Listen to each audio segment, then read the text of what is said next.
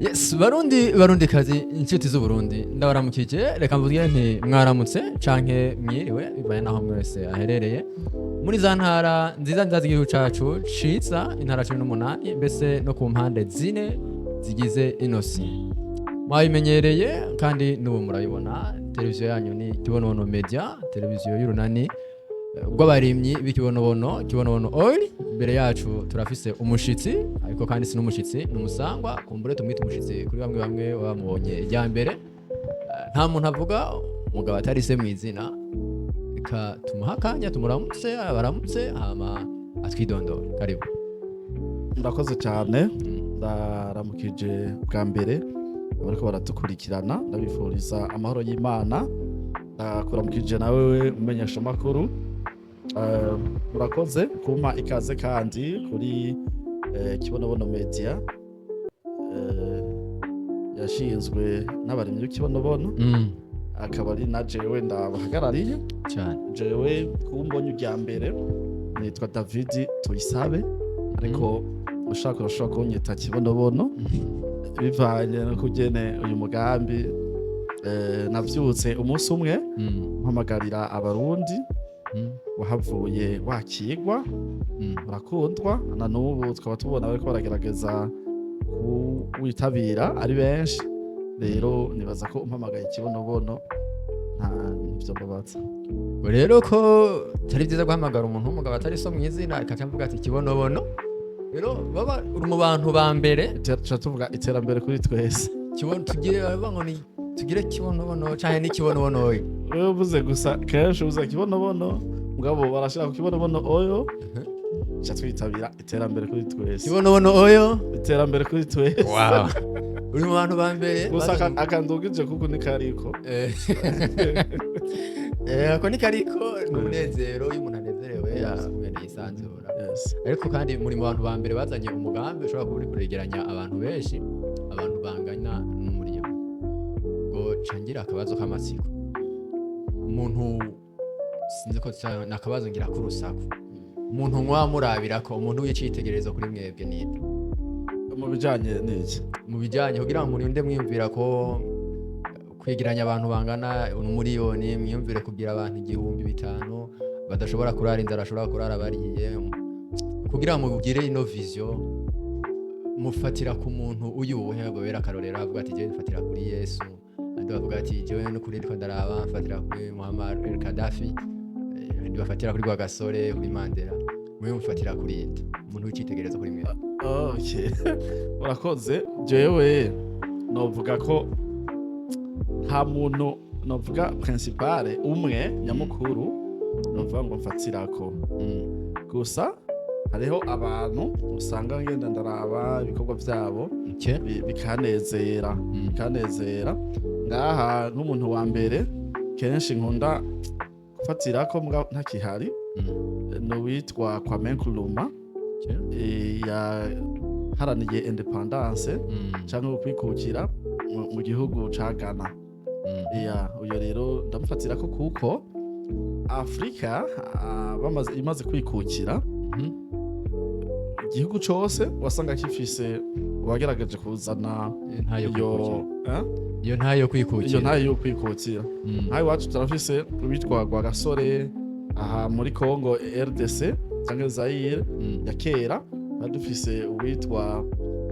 Patrice Emery Lumumba hanyuma Tanzania twadufise Julius Kambarage Nyerere n'abandi benshi rero abitwa ba Modibo Keita ba Sédar Senghor n'uwo rero Osagyefo Kwame Nkrumah wo muri Ghana niwe inyuma ya independence yigeze rero kuba akoranya abo bantu bose baserukira ivyo bihugu nabwira ati nubwo biruko rero turashika ahubwo reka twiyunge tugire Afrika yunze ubumwe nibitakunda yuko twiyunga n'ubundi tuzohona no munsi tunesheje ubukoroni ico twokwita colonisation ariko hazobaza iyindi colonisation aba bagabo nubwo tubirukanye kandi tubahejeje twiyunge rero uko kuntu yahamagarira abanyafrika kwiyunga kugira ngo basohoke mu kibazo yabona ko coza imbere. Nanje iyo ndiko ndakurikirana ivyo bintu biranezera cane, hanyuma nca numva nyene nanje ntahamagarira abarundi nkabwira ati nimuze twiyunge kugira ngo nimba nono munsi ko bariho ibibazo runaka, ubukene mu miryango imwe n'iyindi canke igihugu cacu giharurwa ari nk'icanyuma, tutiyunze mu myaka 50, 100, 200 iri imbere turashobora kuzoba twatakaje akaranga ko kwitwa igihugu, ahubwo twaravuditse twarabaye abaja b'ikindi gihugu runaka coshobora kuza kutunyankabiranya mu gihe twoba tutiyunze. Bajya biyunze kugira ngo bashobore kurondera intahe yo kwikukira. Mwebwe muba muriko muriyunga nk'abarundi canke muriko mutumbera twebwe nk'abarundi tuje hamwe turi benshi kugira ngo turondere iki, turwanye iki? Twebwe ngaha ni kugira turwanye umwansi yatwizingiriyeko igihe kirekire yitwa ubukene. Umwansi yitwa ubukene. Umwansi yitwa ubukene, ndashaka ko tumugwanya. Hanyuma ikinezera ni kubera ko atari jewe jenyene ndabivuga, ni kubera ko n'umukuru na nyene icubahiro umukuru w'igihugu c'u Burundi nawe nagiye numva avuga ati dukeneye umunwa wose uronke ico urya, umufuko wose uronke amafaranga. Rero nk'ubu je nca numva mfise inguvu nyinshi kubera ko mfise n'ubundi muntu kandi mwubahwa w'ikirenga mu gihugu, nyene icubahiro umukuru w'igihugu, nkaca numva ko umenga noca mu makanda yiwe, hanyuma nkaca mpamagara n'abandi nk'uko nawe yirirwa arabikora, gushira rero inguvu hamwe twubaka igihugu tukahamba canke tukirukana burundu uwo mwansi, hanyuma tugashika ku gihugu cifashe, igihugu giteye imbere, nico gihugu kiba kirimwo umurundi ahaze, umurundi aguwe neza. Rero mpamagarira abarundi baze turengere ivyo tuba twarapfuye canke ivyo twopfa, turengere ibidutandukanya nimba vyoba bihari, ahubwo twiyunge kugira ngo mu myaka iri imbere iki gihugu c'u Burundi kivugwa yuko arico ca nyuma mu bijanye n'ubutunzi, tuve kuri uwo mwanya canke tuve muri ico kibanza ca nyuma, ahubwo duharanire kuja mu bindi bibanza vy'imbere.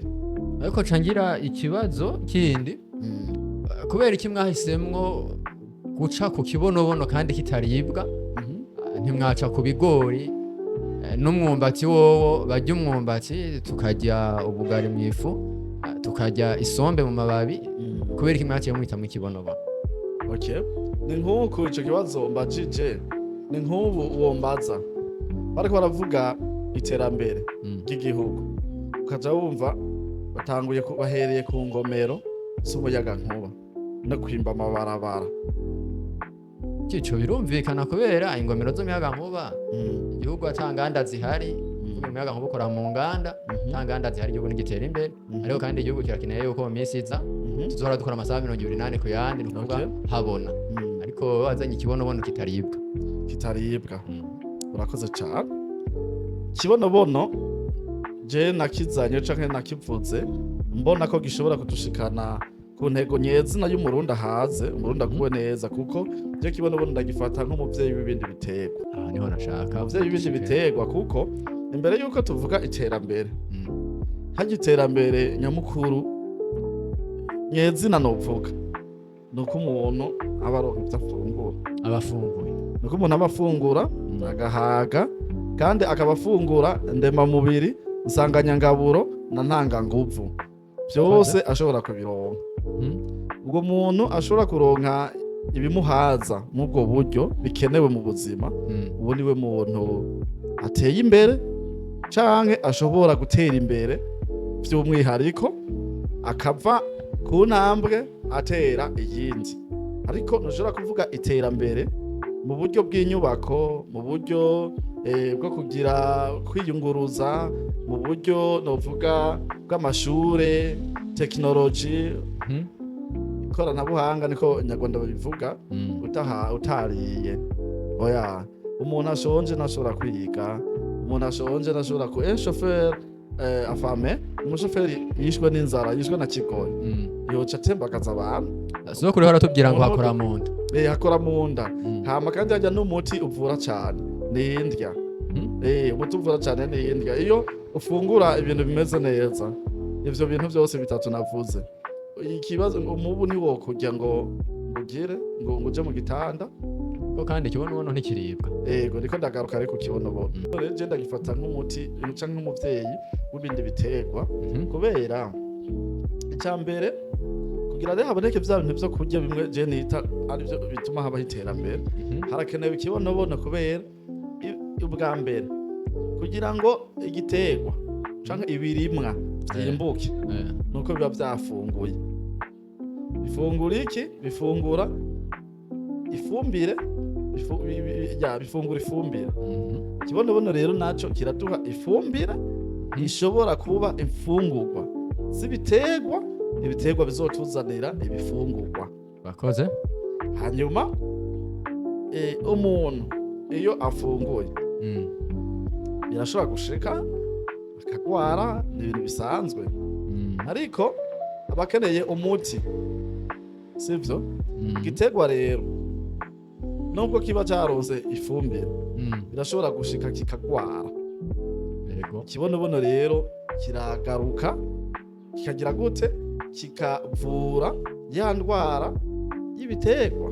Uvuga ngo kiragifumbire wabaye ngaho kukivura. Hama kandi hari n'ikindi gihe ikibonobono kiba gihari kugira ngo gikingire igiterwa ntikigware. Kigikingire basanga nka bya bigori bavuga, urabiteye harya, urabitera kubera ko ikibonobono gihari, ikabibaye inkenzo y'ico kigori, kuko indwara yari kuza gutera kiriya kigori cyane cyane kibangamirwa n'udukoko tuza kucona, ariko ikibonobono kiri harya gica gikingira iyo ndwara. Sivyo, kwa dukoko tuca kurya ikibonobono, dushobora kuja kukurira ikigori twabonye ikibonobono. Kuba muri ico gihe ikibonobono kiba kibaye nk'umucunguzi, kiba citangiye ico giterwa c'ikigori warimye. Ngangira urantahura. Ndiko nagutahura, maze kumva umumaro bugera kuri butatu yerekeza kuri bwa buvyeyi bw'ikibonobono. Ikigize gatatu ni mu gihe ca giterwa cyamaze kugwara. Mu gihe ikibonobono kitari gihari ngo kigikingire, ikibonobono kiraza rero muri bwa buryo navuga bugira kabiri, ukakivura ya ndwara mu buryo bwo gupompa ico giterwa, hanyuma kigaheza kikagira bikamvuge amagara meza, gutyo kigatanga ibigori bimeze neza abantu bashobora gufungura. Ivyo rero ikibonobono kibigira ku biterwa, hama kandi no ku muntu, sivyo? No ku muntu naho mu gihe cyakoze ivyo ku biterwa, tuba turiko turaronka ca civugo umunwa wose uronke ico urya, kuko nimba ikibonobono cahabaye kikagaburira igiterwa kaja gutanga umwimbu, umunwa uburonse ico kurya.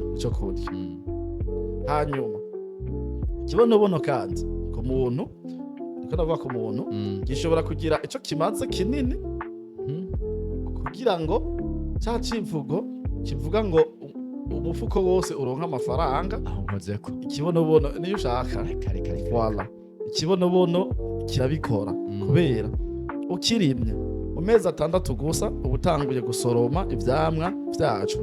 Ivyo vyamwa rero birazana akanoti, birazana amafaranga. Bivuze ngo ikibonobono rero je naragihisemwo, nkuko nakwiye ko ngendera mu makanda, iyo waje avuga ko akeneye umunwa wose uronka ico urya n'umufuko wose uronka amafaranga, nanje nkazavuga ko nkeneye umurundi ahaze, umurundi aguwe neza.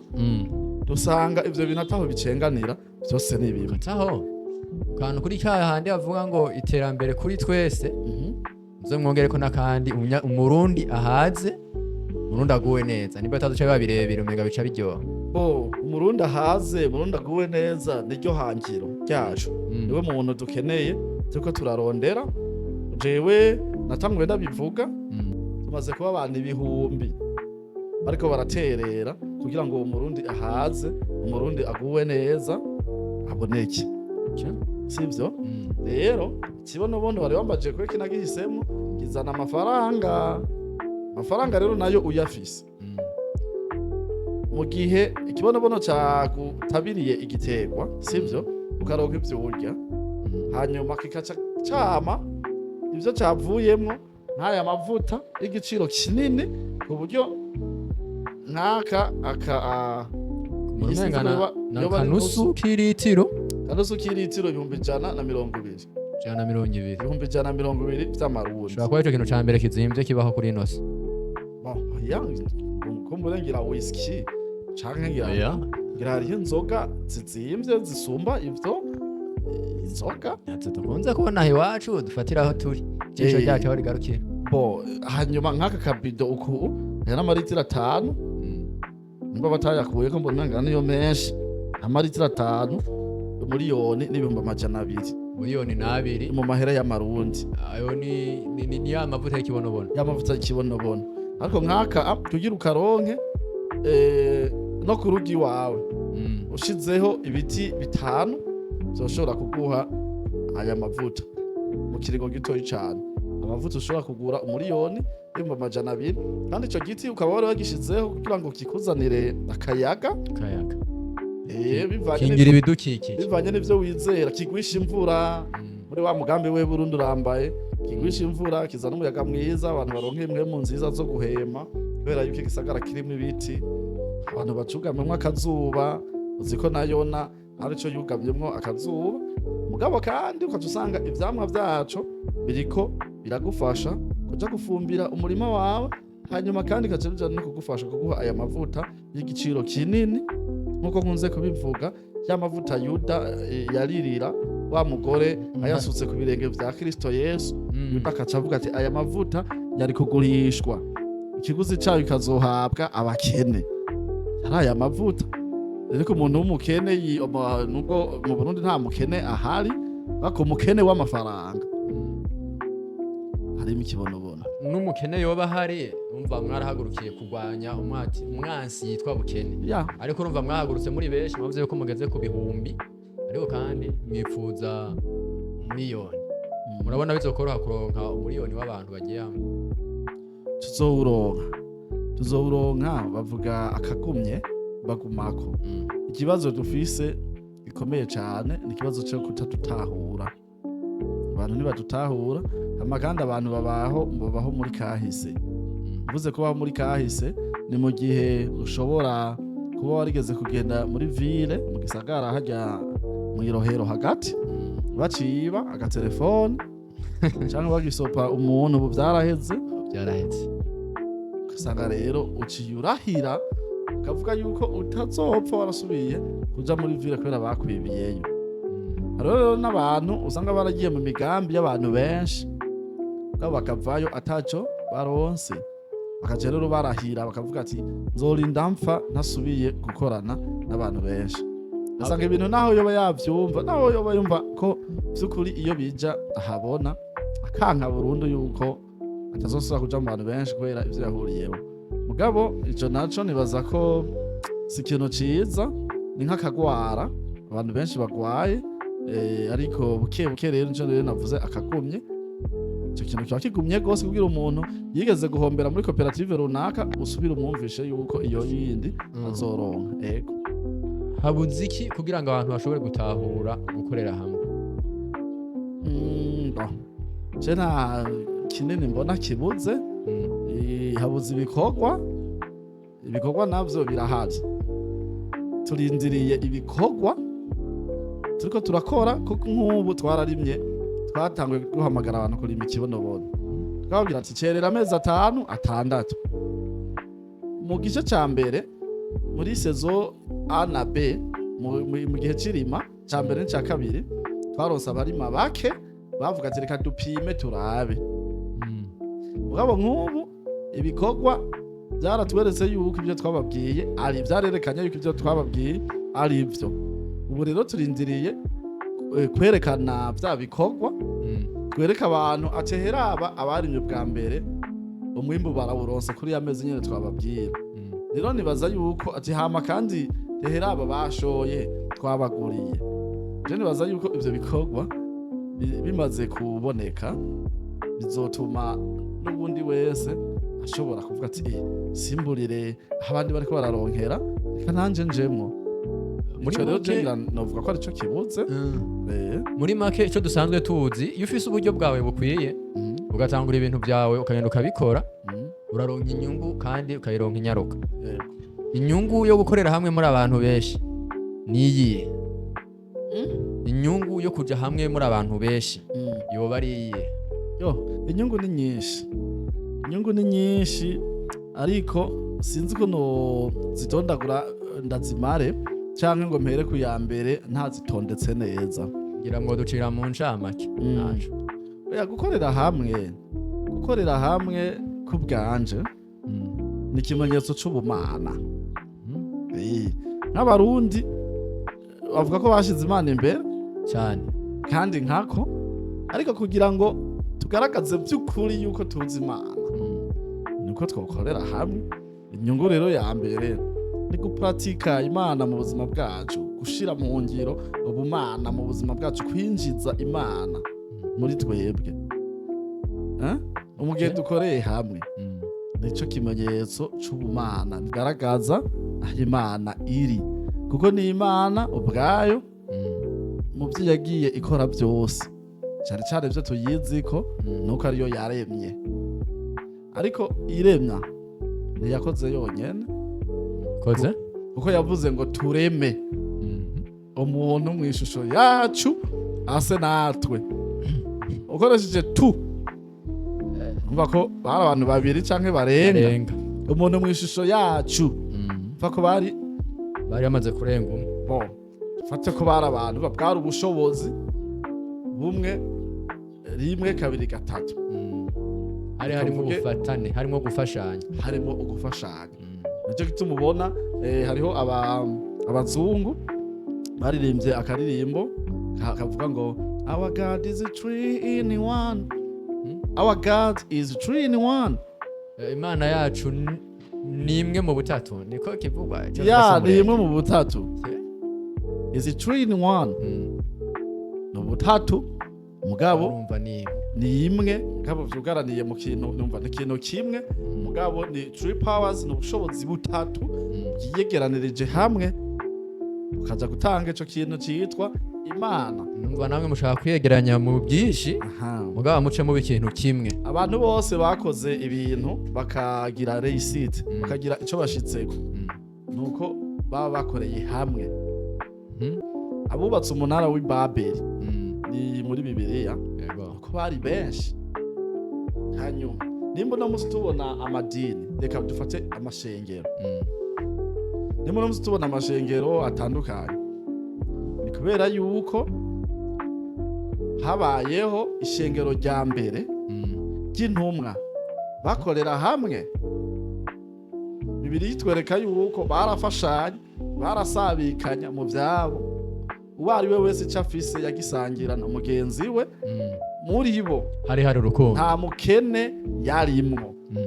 Bisigura rero yuko mu gihe kandi bo gatoya ubwo bumwe nibwo bwatumye ishengero rikomera, kuko umuntu ntiyari kureka kuja kumva ubutumwa bwiza mu gihe agiyeyo ataca ahomba mu mubiri no mu mwemu, yunguka mu buryo bw'umwemu akaca kandi yongera kunguka mu buryo bw'umubiri, kuko yaragenda yashonje akaca ahurirana na Ananiya yagurishije itongo, cyangwa akaca ahura na Petero yadandaje rwa rusenga, ayo gwaguzwa akaca yazana ngaho gaca bajya. Nimba baca bagenda gusoma ivyo barya cyangwa baca bagenda kurima umurima w'ingano, bazorya bagiye kuvuga ubutumwa i Makedoniya, bagiye kuvuga ubutumwa i Filipi, bagiye kuvuga ubutumwa i Tesalonike.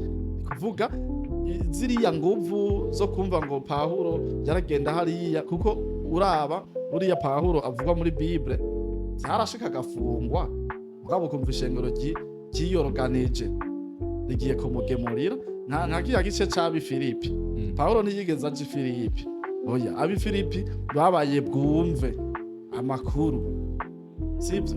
Hanyuma agenda kumugemurira canke kumuraba, aho yarari mu nyuma barasubira aho rero aja kubandikira nk'abo yarazi anezerejwe n'ico gikorwa abo bantu bumvise ubutumwa bwiza bakoze wango kimwe mu nguvu zo gushira hamwe urashobora gusanga ushitse ku bintu utari utoshitse kuri umwe imba nagahiri utaha ya kugira ngo ikintu ubake ikintu gikomeye kizomara imyaka 1000 nuko mukorera hamwe rero ukorera hamwe n'abandi urunguka amafaranga urunguka ubumenyi ubunararibonye urashobora kuba warize iby'ubuhinga ugahurira n'abandi bahinga mukungurana ubumenyi ugasanga uravuye kuri iyi ntambwe urageze ku yindi ukorera hamwe n'abandi sivyo igihe cyose uba ugize ikibazo uba uri nk'urugingo rumwe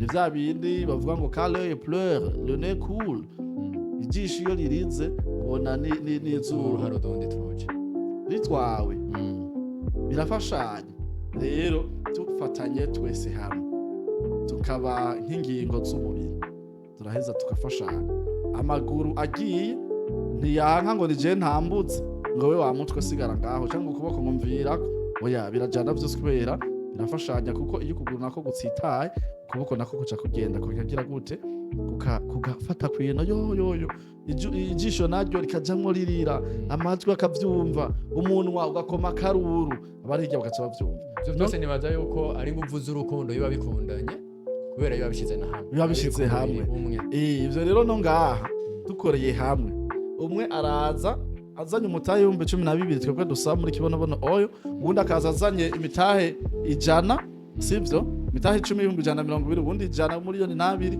ubundi ugasanga ejo araje azanye miliyoni 12 umva usanga wa wundi wa 12 ariko aradugira kuri wa wundi azanye miliyoni 12 ugiye kuraba amahera musabagira ngo umuntu yinjire ni make vuga ngo ntimukeneye amahera menshi ahubwo mukeneye abantu benshi rero mwosaba iki abahinga cyangwa abantu bashoboye kwegeranya abantu benshi kugira ngo kumbura gico babasahirije cyangwa bafashije mu ntumbero yo shira abantu muri yo amahera si yakenewe oya hakenewe abantu ngabo kandi nabo bantu birasaba ko baba bafise ubuntu muri bo kuko uje udafise ubuntu muri wewe bizokugora kugira ngo utange amafaranga ibihumbi 120 ubona hari watanze 12 hama wemere ko musangiye dukeneye rero abantu bafise ubuntu muri bo muri make dukeneye ubuntu mu bantu abo bantu rero bacibaza ari benshi baje bafise ubuntu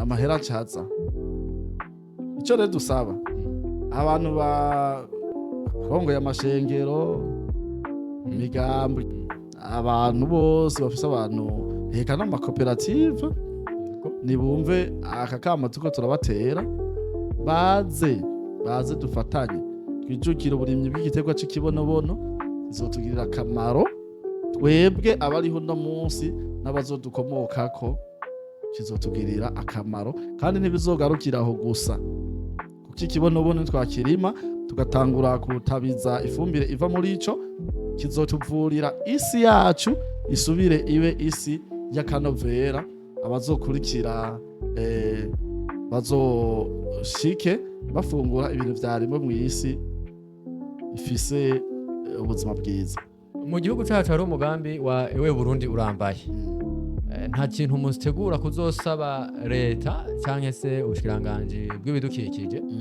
kugira ngo muri ujya mugambi ewe Burundi urambaye n'ikibonobono kijemwo ko numvise kiri mu bintu bishobora gukingira ibindi biterwa kandi ikaba tubona yuko gizana n'akayaga ivyo gusaba ni nkuko hariho abahora bambaza kambwira ati mbega kumenga umugambi ni mwiza nturasaba amahera avuga oya amahera siyo ari imbere gose ahubwo igikenewe nuko abantu babanza bakavyumva bamaze kuvyumva bakabitahura amahera acaza rero kuja gusaba ko ikibonobono bogishiramo muri ewe Burundi urambaye ni vyiza mugabo reka twe turimo ikibonobono hanyuma abahagarariye uriya mugambi bazosanga cishizemwo ibikorwa nivyo mbona vyoja imbere gose gusumba kuja gusaba imfashanyo kode cyane abarundi n'abarundikazi barabikurikirana kandi turamaze kubona yuko televiziyo yacu yakibonobonomeje ikurikiranwa n'abantu barenze 22,000 ariko hariho abamaze kubibona hariho naje kubibona ku bintu biganiro bwa mbere ngira gusozera mutera kamo umurundi n'umurundikazi yoba ataramenya uno mugambi cyangwa amenye no munsi uburyo nawe yoshobora kuza kwifatikanya namwe muri uno mugambi wo kurima igitego cy'ikibonobono muri ya ntumbero yo kugira umurundi ahaze umurundi agowe neza. Imbere yuko notera akamo abantu ngo bahaze akwiye kubanza kumenya yuko ikintu cyo kwikorana kugomba gukora ngo ibintu ngo vyawe wenyene byo ni vya kishetani byo ni vya kishetani. Shetani wenyene niwe yosha uyundi akamwereka yuko ari smart ko ari waciye ubwenge ko ari we sawa niyakorana na kanaka azomwiba ko niyifatanya na kanaka vy'umukoshi ivyo bintu bizotuma bidatera intambwe. Mvuze shetani ni kubera ko abarundi bamutahura rwose bamuvuga gajewe ndafise kundi kuntu ndamutahura umurengera si kumutahura no kumutinya ngira si kumutahura no kumutinya abarundi sinzi mugabo niba abandanya bikorana bamenye yuko bazoba bariko barashira mu ngiro ivyo uyo satani yipfuza. Je rero mvuga ati ibintu byo kwikorana vya kishetani rero twiyambure uyo shetani adutuma kwinuba abandi ahubwo dukorane n'abandi hanyuma tuzane 12,000. Hariho abantu buno munsi bazanye 12,000 ngaha bamaze kuronka amakontra y'ubuzi bamaze amezi n'amezi bariko barakora baramaze kugarura amafaranga yabo ko bararonsemo akazi. Rero nimba ivyo vyarashobotse menya yuko nawe ayo 12 niwe yazana hazogera igihe ushikirirwe muri ubwo buryo bwo gukora akazi canke ushikirirwe mu buryo bwo kuronka inyungu z'amafaranga. Nibatahure ariko ndaraba ninaronka umwanya canke baja kumva kino kiganiro waje kuvyandika muri commentaire nagumye ndavyiyumvira kuva mu ijoro ejo numva kumenga hari igitabo bita La chèvre de ma mère inovuga impene ya mama araba yiti impene ya mama. Hariho n'ikindi gitabo kivuga père riche et père pauvre novuga umuvyeyi umukire canke umutunzi n'umuvyeyi umworo canke umukene. Ivyo bitabo nako ndibiva ko menga noja ndabisoma nkaza ngaha za turasoma igice ca mbere kaca ndasigura kaca turasigura inkuru noba ngomba kugira ngo basikumbura abantu bumve akamaro k'iki kintu twita ko investisa bumve yuko akantu gatoya nk'ibihumbi 12 karashobora kukuviramwo uruhongore rw'inka karashobora kukubakira inzu mw'irohero muri 2200 mu 2200 12 ariko 12 uno munsi utwaye kunywa inzoga canke 12 ugiye gufungura canke 12 wiyungurujeko yakoze igikorwa ariko abagiye uko muga ushobora gutanga 12 wari kwiyunguruzako barashaka kuhagenda n'amaguru kugira ngo uzomare iyindi myaka 12 canke mu myaka 12 iri imbere cyo kwiyunguruza n'amaguru canke cyo kwiyunguruza mu ngendeshwa z'abandi uzobugisezereye ahubwo uzosigara wiyunguruza mu ngendeshwa iwawe. Ushobora gutanga 12 ugiye gufungura muri restaurant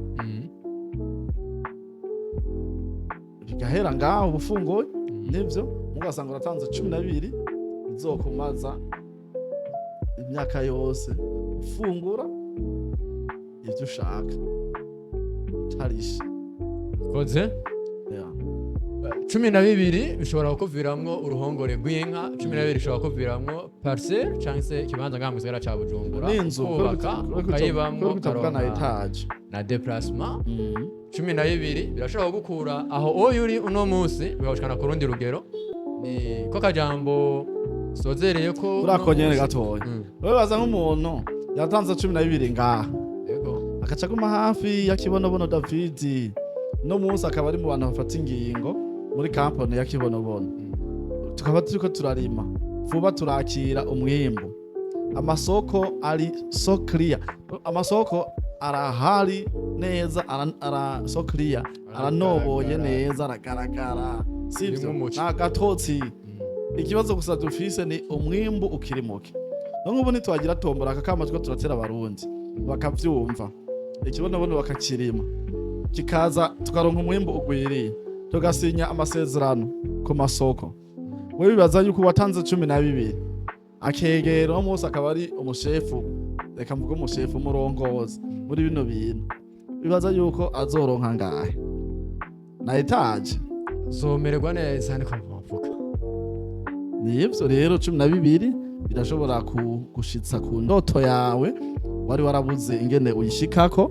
Urashobora n'ivyo kuba wanashaka uvuga ati jewe ndakeneye mu Burundi nzogure dufate ubwato imeri bwa bundi bukura ibidandazwa hariya muri ntuze muri Zambia canke muri Kongo n'ahandi. Mugabo ukabibaza no je ubwato nzobushika ko gute? Kazamva abantu bariko baravuga ko investisa 12 kacikubitamo 12 karindiriyo mu myaka 10 azosanga bima 12 birakubakiye urashitse muri bwa bwato. Rero nibumve kano kamo baze twifatanye. Amakuru jambo c'abaturanyi abanyarwanda yarabaye impamo. Kibonobono kiribye ku mezi 6 utanguye gusoroma kacucana hariya kacuronka uyironkera no mavuta azimvye cyane gose. Amavuta ariko arabica bigacika, intahe z'abantu tumaze kuronka bakoresha no mavuta ivyo bakize ku mubiri y'abantu ku mibiri zirarenze hariya. Rero naho bayazi ejo bakumva ati mu Burundi amavuta araboneka, bibaza ko tuzoronka akanoti kangana gute katubutse.